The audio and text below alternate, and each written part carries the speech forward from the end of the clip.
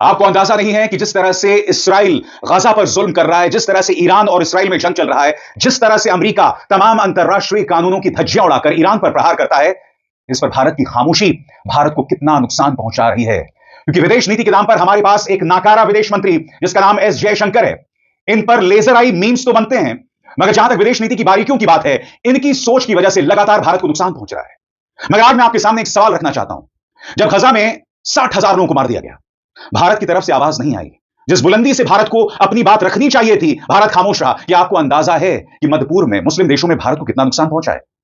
जब ईरान पर ज्यादती होती रही, जब बगैर किसी वजह के इसराइल ने उस पर प्रहार कर दिया, भारत खामोश रहा। ईरान पर हमला होता है, प्रधानमंत्री नरेंद्र मोदी राष्ट्रपति मसूद पेजेश्कियां को कॉल करते हैं, मगर वो दम, वो नैतिक शक्ति भारत के भाव में नहीं दिखाई देती। आपको अंदाजा है कि हमारी विदेश नीति की नाकामी किस तरह से पूरे देश को आईना दिखा रही है।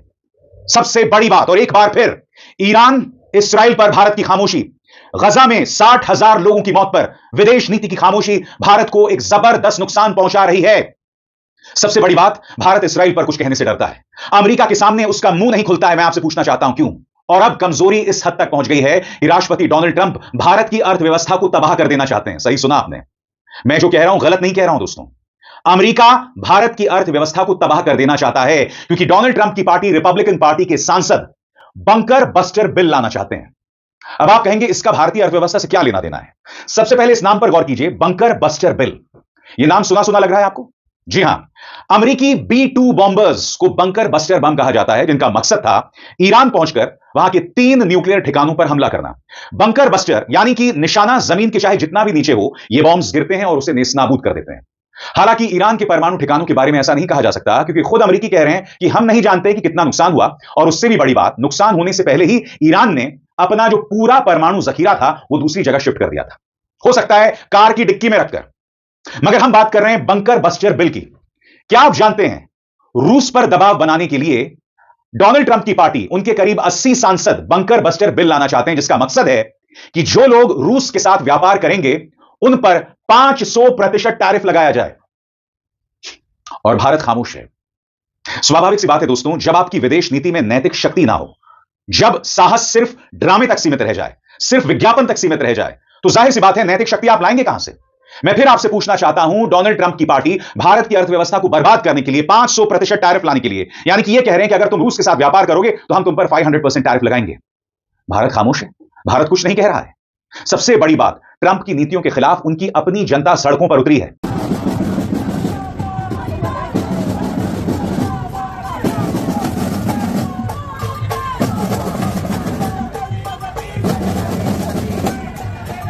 कई देश इस वक्त उसका विरोध कर रहे हैं। पाकिस्तान जैसा आतंकवादी देश भी, उनकी जनता भी सड़कों पर उतरी है। कनाडा में उसका विरोध किया जा रहा है दोस्तों। मगर अगर कोई भारत के अंदर गजा और ईरान के पक्ष में उतरेगा तो मैं दावे के साथ कह सकता हूं उनके खिलाफ आतंकवाद की धाराएं लगा दी जाएंगी। क्योंकि प्रॉब्लम क्या है भारतीय जनता पार्टी के साथ? भारतीय जनता पार्टी के साथ सबसे बड़ी प्रॉब्लम है कि वो हर मुद्दे को हिंदू मुस्लिम की निगाह से देखते हैं। उन्हें गजा में मुसलमान दिखाई दे गए, उन्हें ईरान में मुसलमान दिखाई दे रहे हैं, लिहाजा भारतीय जनता पार्टी सरकार का जो समर्थन है ना, वो इसराइल की तरफ झुका हुआ है। मगर यह भारत की विदेश नीति को नुकसान पहुंचा रहा है। अंतर्राष्ट्रीय तौर पर भारत को लोग शक की निगाह से देख रहे हैं, और चूंकि हमारे अंदर नैतिक साहस नहीं है, हिम्मत नहीं है, लिहाजा अमेरिका जो मर्जी कर रहा है और हम खामोश बने हुए हैं। मैं आपको बतलाना चाहता हूं दोस्तों, यह बंकर बस्टर बिल है क्या? आपकी स्क्रीन पर भारत के लिए एक नुकसानदेह बिल। भारत पर 500% टैरिफ लगाया जा सकता है, मगर हर बार की तरह यह सरकार खामोश है। क्या है बंकर बस्टर बिल? इस पर गौर किया जाए। बंकर बस्टर बिल, जिसका आधिकारिक नाम sanctioning Russia act of 2025, America की तरफ से रूस, चीन और भारत पर बहुत सख्त पाबंदियां लगाने का प्रस्ताव है। इसका सबसे बड़ा हथियार है रूसी ऊर्जा खरीदने वाले किसी भी देश पर 500% टैरिफ लगाना, यानी शुल्क लगाना, ताकि रूस की वॉर इकोनॉमी को उसकी सबसे बड़ी कमाई के स्रोत से तोड़ा जा सके। अगर यह बिल पास हो गया तो चीन और भारत जैसे देशों को भारी झटका लगेगा, जो मिलकर रूस की करीब 70% एनर्जी एक्सपोर्ट खरीदते हैं। अगर यह खरीद जारी रही तो अमेरिका उनके एक्सपोर्टेड चीजों पर जबरदस्त टैरिफ लगा सकता है। इससे अमेरिका का चीन और यूरोप जैसे देशों के साथ व्यापार बुरी तरह गड़बड़ा सकता है, जब तक उन देशों को यूक्रेन की मदद के चलते छूट ना मिले। अमेरिकी कंज्यूमर्स, यानी अमेरिकी जो खरीदार हैं, उनके लिए कीमतें बहुत बढ़ सकती हैं, सप्लाई चेन में भारी रुकावट आ सकती है, और अगर चीन से व्यापार बंद होता है तो बेरोजगारी भी बहुत बढ़ सकती है, शायद मंदी जैसे हालात हो जाएं। खुद अमेरिका भी इस बिल का उल्लंघन कर सकता है, क्योंकि अब भी रूस से न्यूक्लियर रिएक्टर के लिए एनरिच्ड यूरेनियम मांगता है। यह बिल दिखाने में तो रूस पर कमर तोड़ आर्थिक हमला है, लेकिन एक्सपर्ट्स का कहना है कि इससे उल्टा असर भी हो सकता है। अमेरिका और उसके सहयोगी देशों की अर्थव्यवस्था को भी भारी नुकसान पहुंच सकता है। मगर भारत इस पर खामोश है। एक ऐसा बिल जिसका विरोध उन्हीं के देश में हो सकता है, भारत इस पर खामोश है। याद कीजिएगा, प्रधानमंत्री नरेंद्र मोदी की मौजूदगी में डोनाल्ड ट्रंप ने भारत को टैरिफ किंग बताया था। सबसे बड़ी बात, अब तक डोनाल्ड ट्रंप 15 बार बोल चुके हैं कि मैंने व्यापार का झुनझुना दिखाया और भारत और पाकिस्तान में युद्ध रुक गया। और दूसरी तरफ भारत यह दावा करता है कि प्रधानमंत्री नरेंद्र मोदी ने डोनाल्ड ट्रंप को फोन कर कहा था कि आपका कोई योगदान नहीं था युद्ध रुकवाने में।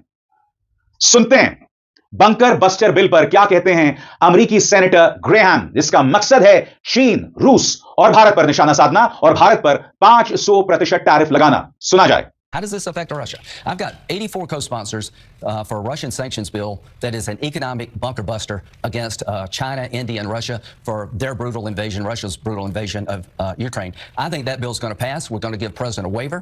It'll be a tool in his toolbox to bring Putin to the table. It's time to vote on that bill? It's time to vote. Putin is getting worse, not better. Give the president a bunker buster tool economically to get Putin to the table.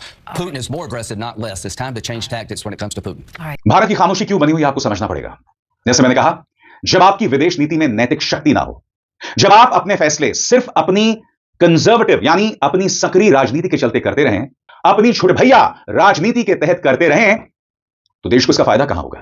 अब Bharatiya Janata party को क्या लगता है कि हम Iran के पक्ष में खुलकर इसलिए नहीं खड़े होंगे क्योंकि ईरान एक शिया बाहुल देश है, एक मुस्लिम शिया देश है। जबकि मैं आपको बतलाना चाहता हूं कि जब से ईरान में इस्लामिक सरकार आई है 1979 में, आप जानते हैं वहां पर इस्लामिक क्रांति हुई थी, तब से वहां की सरकार ने जब पाकिस्तान से हमारा युद्ध हुआ, तब वहां की सरकार ने भारत का साथ दिया है। और इससे पहले वाली जो सरकार थी उसने हमेशा पाकिस्तान का साथ दिया था। मैं आपको बताना चाहता हूं कि सोनिया गांधी ने बाकायदा यह लेख लिखा है और इस लेख के अंदर वो 2 सवाल उठा रही हैं। पहला सवाल गजा वाले मुद्दे पर, यानी जहां पर इसराइल ने 60,000 लोगों को मार दिया, उस पर भारत की खामोशी, और दूसरा ईरान पर भारत की चुप्पी। सोनिया गांधी क्या कहती हैं ईरान पर, इस पर गौर किया जाए। सोनिया गांधी ने लिखा, सच कहें तो इस्लामिक रिपब्लिक ऑफ ईरान ने भारत के साथ पहले वाले ईरान यानी इंपीरियल स्टेट ऑफ ईरान से कहीं ज्यादा सहयोग किया है, जो 1965 और 1971 की लड़ाइयों में पाकिस्तान की तरफ झुका हुआ था। और दूसरी तरफ गजा पर भारत की खामोशी, इस पर भी सोनिया गांधी प्रहार करती हैं और इस बात की ओर इशारा कर रही हैं कि किस तरह से हमारी विदेश नीति पूरी तरह से नाकाम साबित हुई है। गौर किया जाए, गजा में तबाही और अब ईरान के खिलाफ बिना किसी उकसावे के बढ़ते हमले पर नई दिल्ली की चुप्पी हमारे नैतिक और कूटनीतिक सिद्धांतों से एक परेशान करने वाली दूरी को दिखाती है। यह सिर्फ हमारी आवाज खोने की बात नहीं है, बल्कि हमारे मूल्यों को छोड़ देने जैसा है।